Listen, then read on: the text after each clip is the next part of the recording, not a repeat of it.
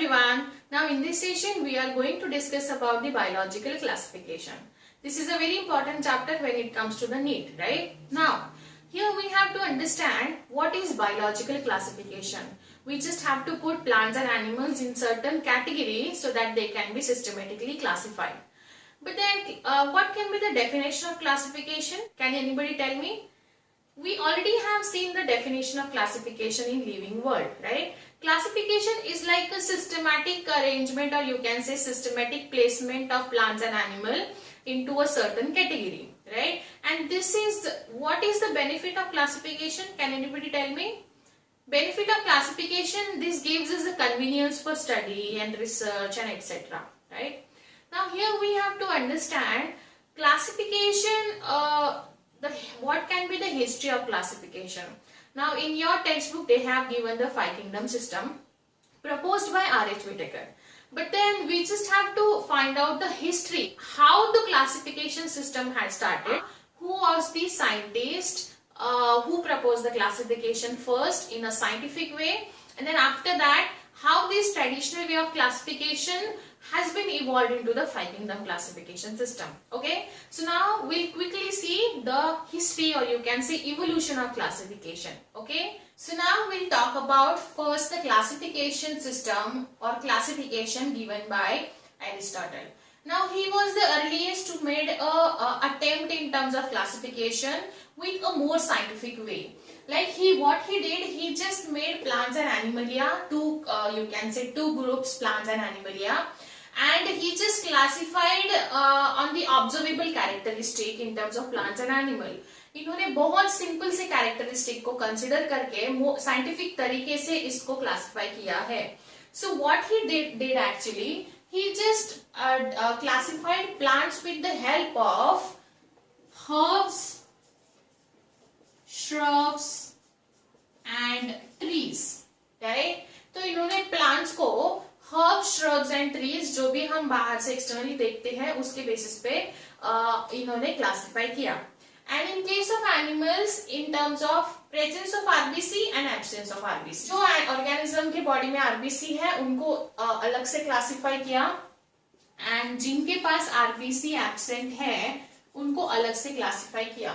So in that way ये थोड़ा सा साइंटिफिक तरीका भी हमें समझ में आ रहा है कि he just classified, he just tried to classify it in a more scientific way. Now after that what happened, we'll see the history, how the 2 kingdom system, 3 kingdom system, 4 kingdom system and finally the 5 kingdom system जो आपके book में दिया है.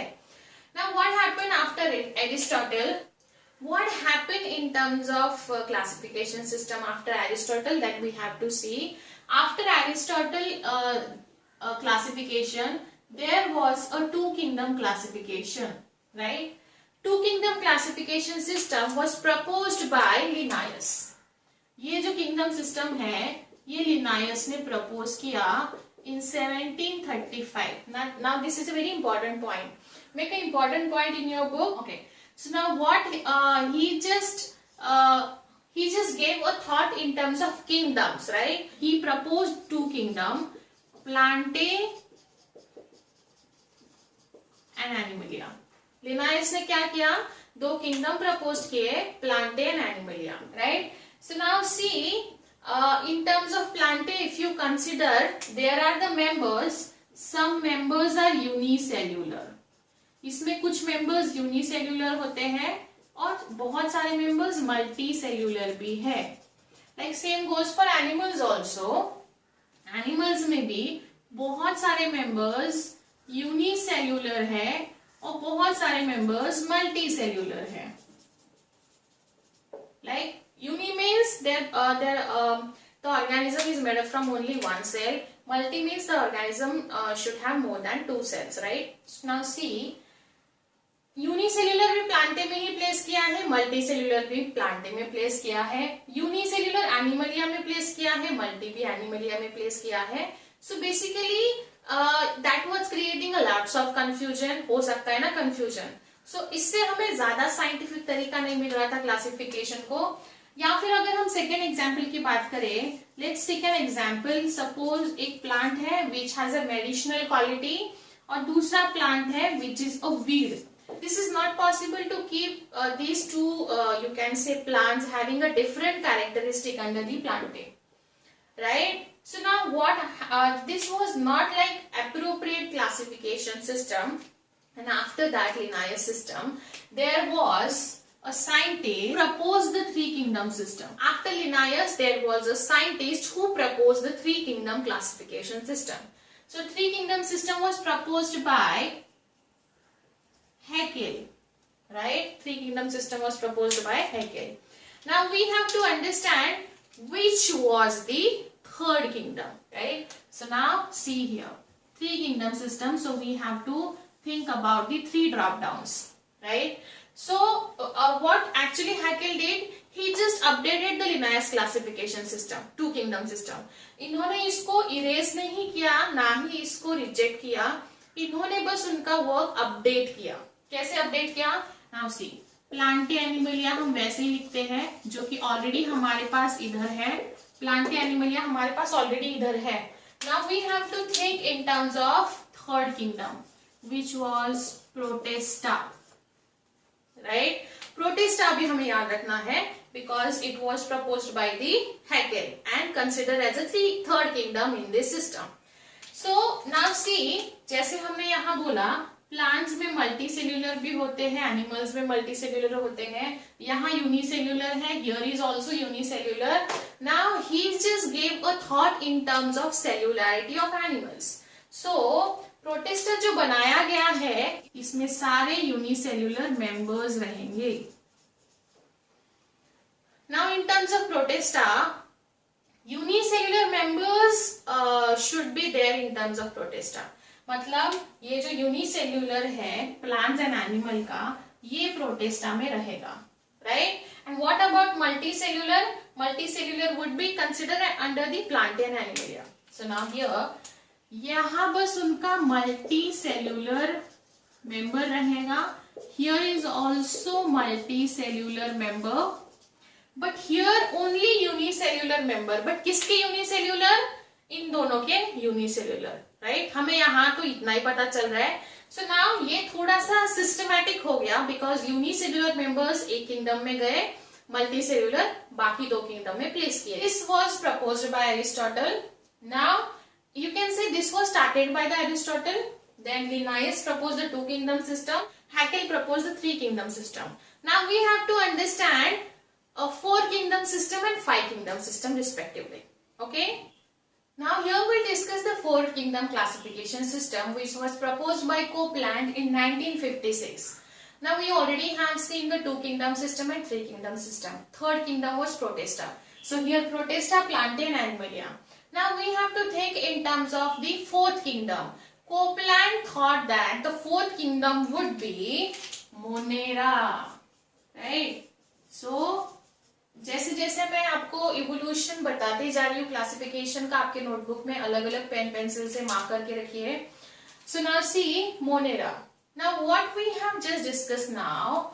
So this was like Protesta was made for the unicellular members. Protesta was made for the unicellular members of Plantae and Animalia. But then unicellular members in terms of prokaryote होगा कि eukaryote होगा, ये वहाँ mention नहीं किया गया था, right? So we also have to think in terms of whether they have a prokaryotic cell or eukaryotic cell, whether they have a cell wall or absence of cell wall. You can say you just have to consider a number of characteristic in terms of cell when we are developing a classification system. What could be the thought behind the fourth kingdom which was the Monera? क्या thought process हो सकता है Monera एक fourth kingdom add on करने का? So now यहाँ मैं आपको समझाती हूँ.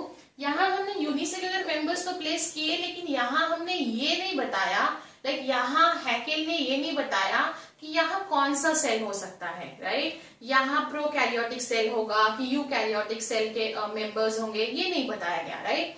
सो now here now the fourth kingdom now यहाँ हमारे पास आ चुका है. अभी इसमें क्या है, यहाँ मोनेरा में सारे प्रोकैरियोटिक के मेंबर्स लिखे जाएंगे. Prokaryotic members would be placed in terms of Monera. सो ये ज्यादा सिस्टमेटिक वे हो गया ना क्लासिफिकेशन का, because earlier they didn't thought in terms of cell type और द नेचर ऑफ सेल, और यू कैन से प्रेजेंस और absence of nucleus, cell wall, right. But then यहाँ दिस वाज लाइक बहुत अच्छे से ये मेंटेन किया गया four kingdom system. Now from Protista onward eukaryotic cell रहेगा, एंड हियर मोनेरा जो भी प्रोकैरियोटिक मेंबर होगा that should place under the monera, right? So now here this was the classification was considered in terms of cell type, prokaryotic and eukaryotic cell. So all prokaryotic members would be considered in terms of monera, right? Okay, now after this four kingdom system, the next kingdom system was proposed by R.H. Whittaker. R.H. Whittaker in 1969. Okay, so after this four kingdom system, the next system was proposed by R.H. Whittaker, and which was the five kingdom system. So this was five kingdom system in 1969. देखो इन्होंने 56 में four kingdom किया था। Now he just propose the five kingdom system in 1969। Okay, years पे आपको याद रखने पड़ेंगे। सो नाउ यहाँ फोर किंगडम है, हमें यहाँ दिखाई दे रहा है फोर। यहाँ बस एक किंगडम एक्स्ट्रा ऐड किया गया है, वो हमें पढ़ना है कौन सा किंगडम है। सो 1, 2, 3, 4 and 5. Now here we have to understand the first kingdom should be Monera. Okay, I'll tell you why this should be the first. Then after that it should be a Protista. Then next would be a fungi. Then after that Plantae and Animalia. Okay.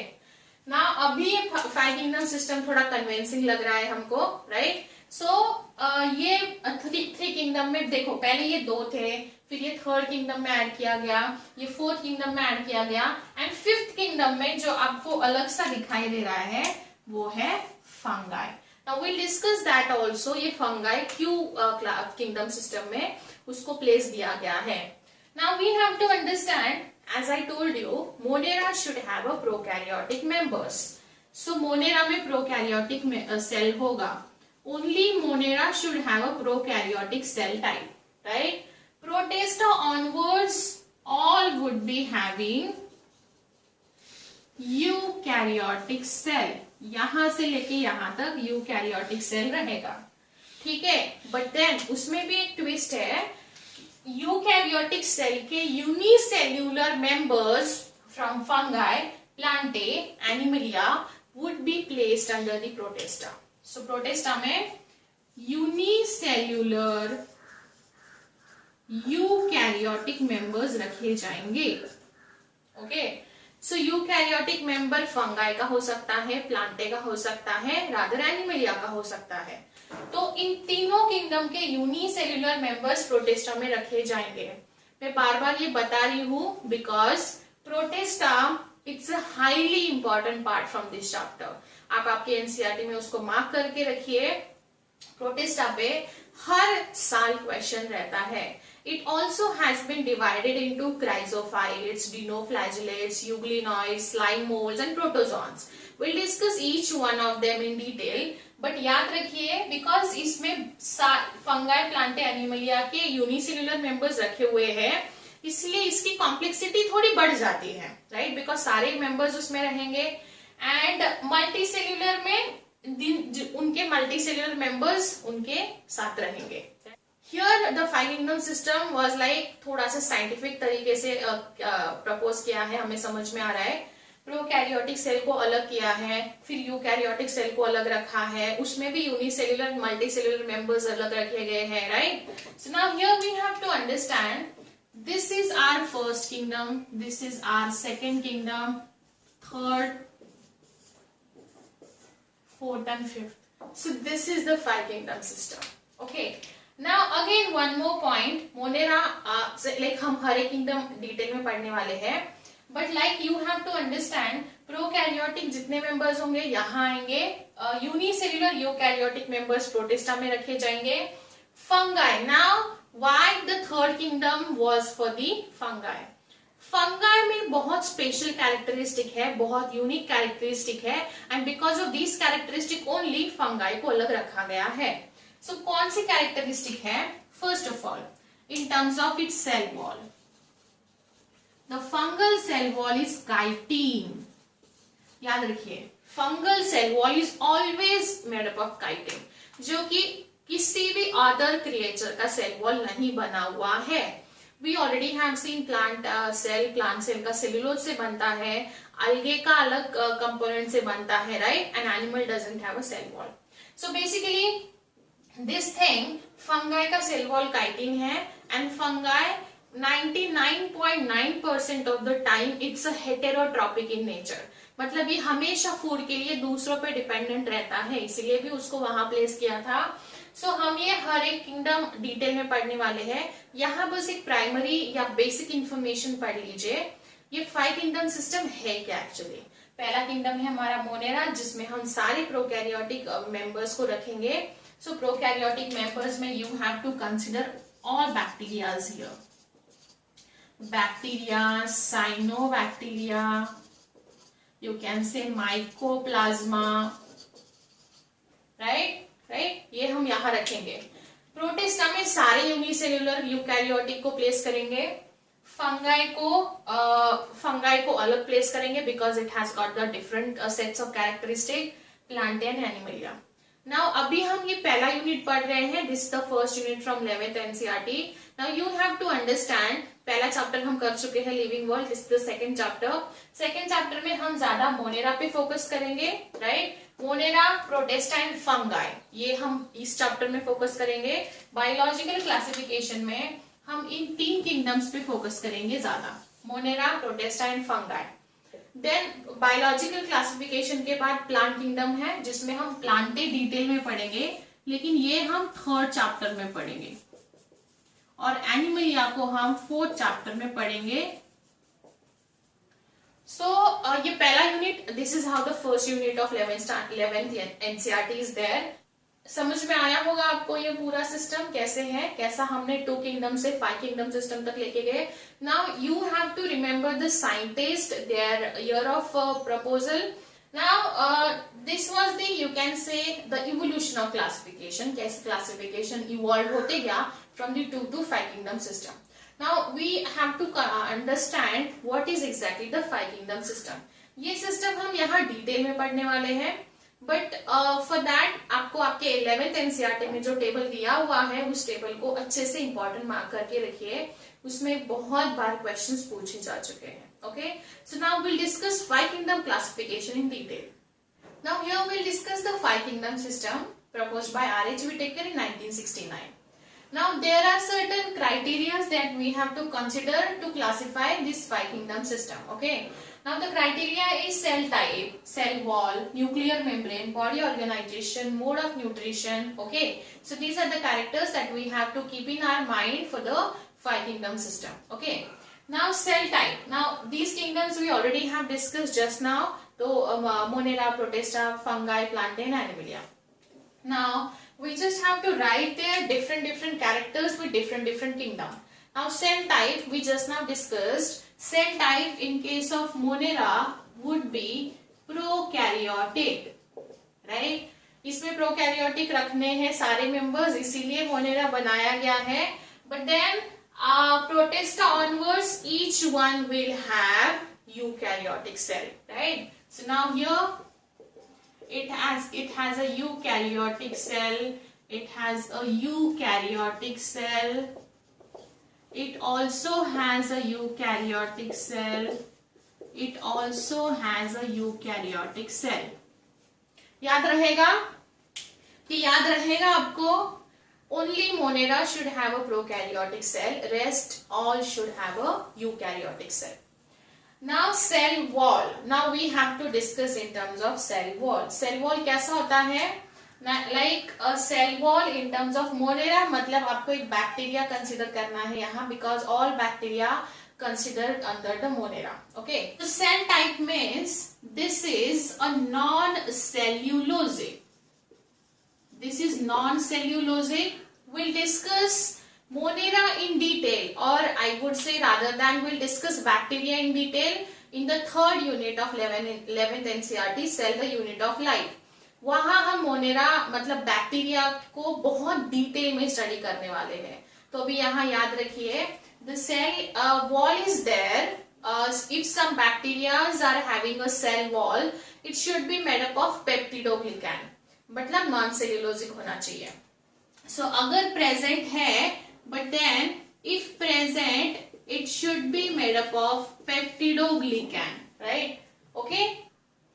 Now see, peptidoglycan मतलब if the bacteria are having, like if the sum of the bacteria are having a cell wall, it should be in the form of peptidoglycan. पेप्टिडोग्लिकैन का भी detail structure analysis हम करेंगे, जैसे आपके book में पॉलीसेचराइड्स amino acid दिया हुआ है, right?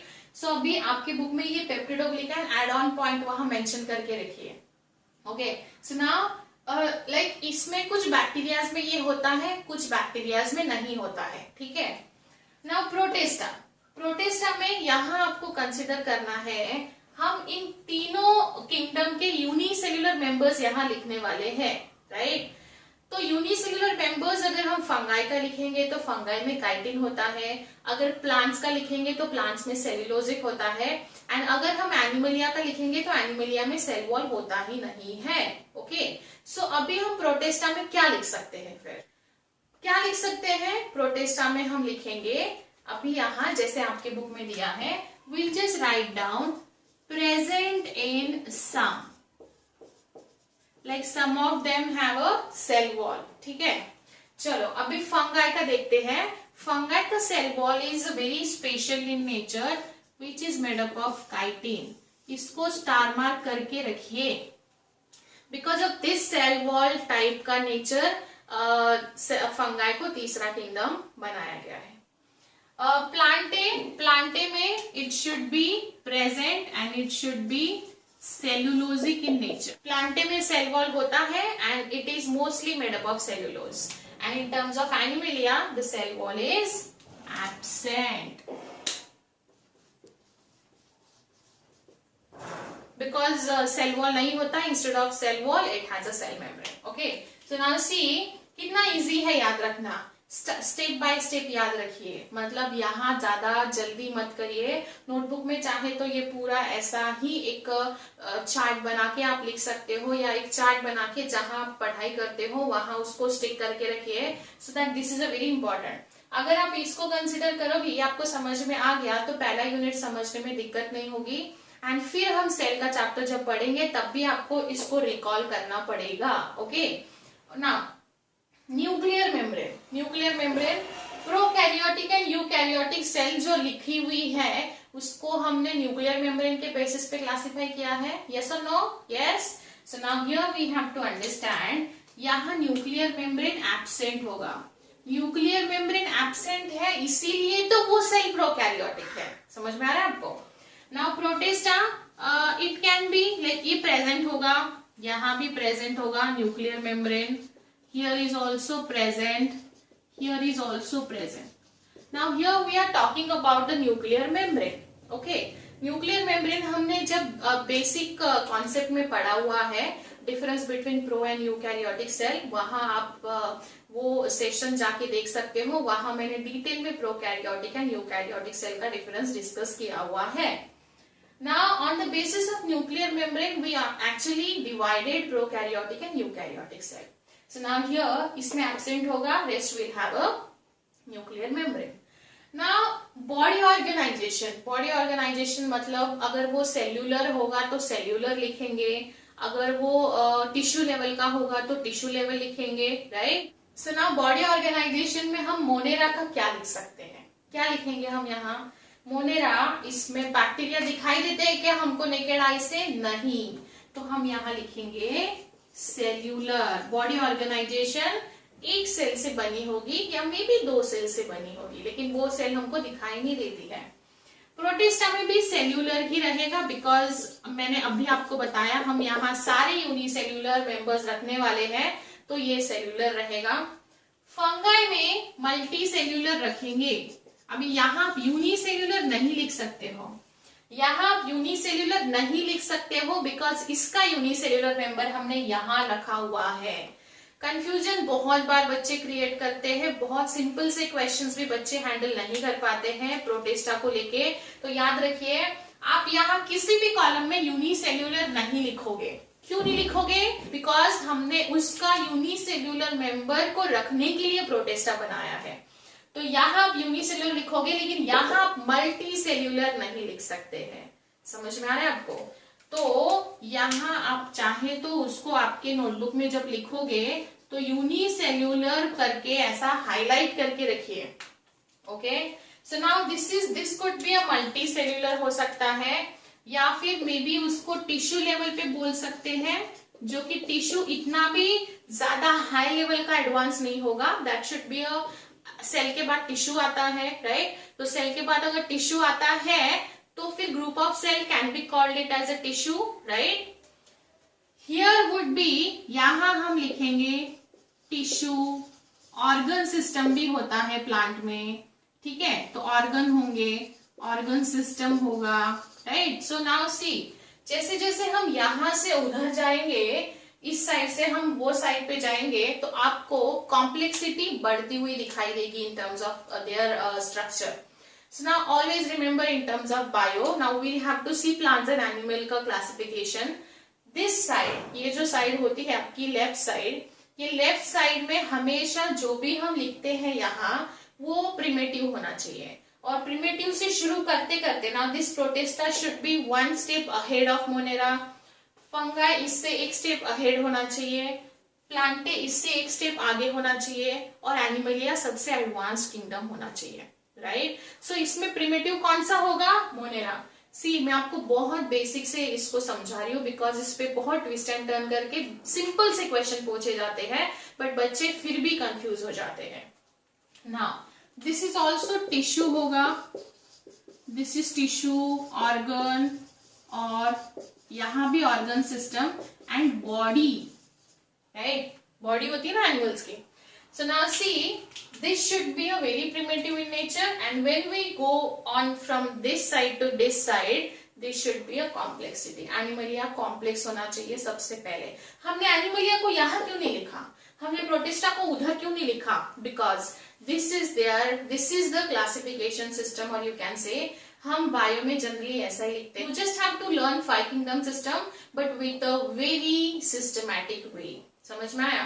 So this one is like very primitive. जैसे जैसे आप आगे जाओगे, इसमें एक फीचर ऐड होते जाएगा, इसमें एक फीचर ऐड होएगा, and finally the Animalia should have a most complex feature of this kingdom system. Okay, चलो अभी हम पढ़ते हैं मोड ऑफ न्यूट्रिशन कैसे रहेगा।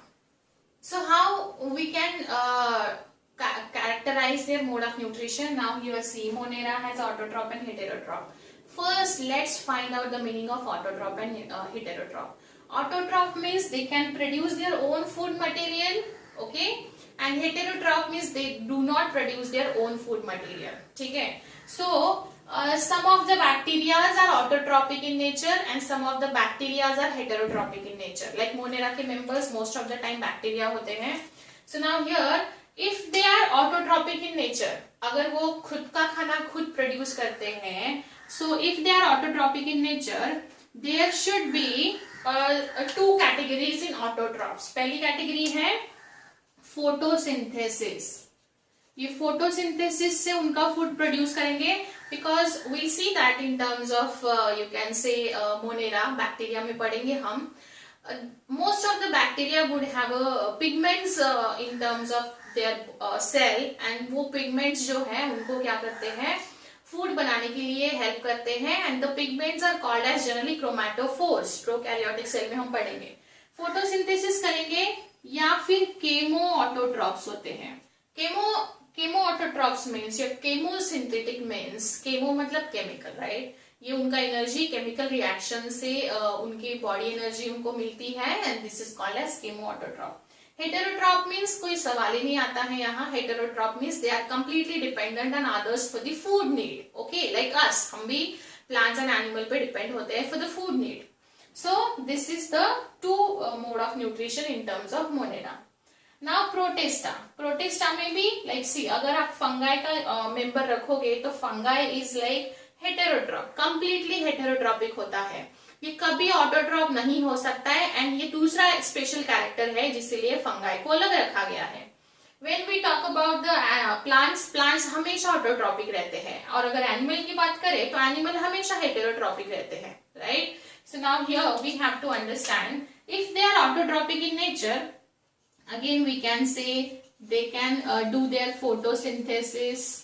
अगर हम इसकी बात करें तो फोटोसिंथेसिस कर सकते हैं, राइट। और हेटेरोट्रॉपिक की बात करें तो सैप्रोफाइट्स एंड पैरासाइट्स तो यहाँ भी कंसीडर किए जाएंगे, लेकिन हम उसको यहाँ कंसीडर करेंगे, ठीक है।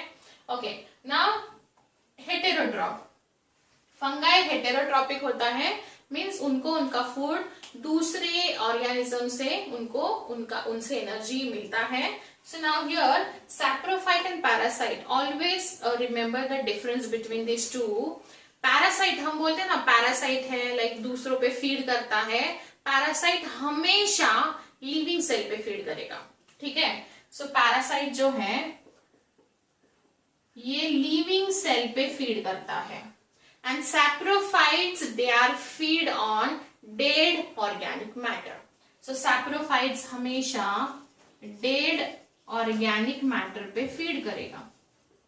So now here you have to understand the difference between these two. कैसे याद रखोगे, पैरासाइट के पास उनका खुद का डाइजेस्टिव सिस्टम नहीं होता है मोस्ट ऑफ द टाइम, हम पढ़ेंगे एनिमल किंगडम में। तो अगर डाइजेस्टिव सिस्टम नहीं है तो उनको रेडीमेड लिविंग सेल का फूड होना चाहिए, उनके पास ऑलरेडी डाइजेस्टेड फूड होना चाहिए, तभी वो जी पाएंगे। इसलिए याद रखो ऐसे कि they are dependent on the living cell for their food need, and saprophytes they can be feed on the dead organic matter. Heterotrophic ये दो टाइप्स आप याद रखो, फंगाई हमेशा हेटेरोट्रॉपिक होता है, एंड ये फर्स्ट कैरेक्टर है उसका, and this is the second character, kingdom special in nature, इसलिए इसको थर्ड किंगडम बनाया गया है। Now here when it comes to plant are like 99.9% autotroph ही होते हैं, and they are doing a photosynthesis करके खुद का फूड खुद प्रिपेयर कर लेते हैं। नाउ एनिमल्स हमेशा हेटेरोट्रॉपिक रहेंगे, राइट। एनिमल्स हमेशा हेटेरोट्रॉपिक रहेंगे लाइक अस। अभी आप सोचोगे चलो मैडम मैं किचन में जाता हूँ और फूड बनाता हूँ, फूड लाइक मैं कुछ कुक करके लेके आता हूँ, बट वो कुकिंग करने के लिए भी आपको प्लांट्स, सीड्स, वेजिटेबल्स चाहिए होंगे, फ्रूट्स चाहिए होंगे। सो इसीलिए we are totally dependent on the plants for the food need. We are always heterotrophic in nature, हम ऑटोट्रॉपिक नहीं है। सो यहाँ आपको याद रखना है, सैप्रोफाइट तो मैंने अभी आपको समझाया, सैप्रोफाइट डेड ऑर्गेनिक मैटर पे फीड करेगा। होलोजॉइक कंडीशन जो है इसमें इंजेक्शन ऑफ फूड होता है। इंजेक्शन मतलब हम हमारे लाइक खुद से हाथ से हम खाना खाते हैं, खाना खाने के बाद वो बॉडी में जाके प्रोसेस किया जाता है, उसको डाइजेशन हम बोलते हैं, फिर एब्जॉर्प्शन करके हमको एनर्जी मिलती है, and this is the holozoic condition generally seen in case of animals. Now this is how the five kingdom system. Now you just have to remember, बहुत easy है ये, बस इसको डिफरेंशिएट करके पढ़िए दूसरे किंगडम के साथ, राइट। सो ये आपके नोटबुक में बना के रखिए, टेबल बुक में भी दिया हुआ है, उसको इंपॉर्टेंट मार्क करके रखिए, keep on reading, keep on revising, NEET point of view से इंपॉर्टेंट है। इसमें से अगर कुछ नहीं समझ में आया है या कुछ अगर डाउट होगा तो let me know. See you in next session. Thank you.